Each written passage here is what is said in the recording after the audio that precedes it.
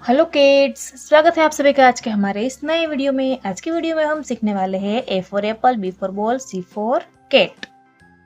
Kids, ये है हमारे कलर। चलिए सबसे पहले अपने कलर्स के नेम देख लेते हैं। ये है येलो कलर, ये है लाइट ग्रीन कलर, ये है लेमन येलो कलर, ये है ब्लू कलर, ये है ग्रीन कलर, ये है लाइट ब्लू कलर और ये है orange colour. A for aeroplane.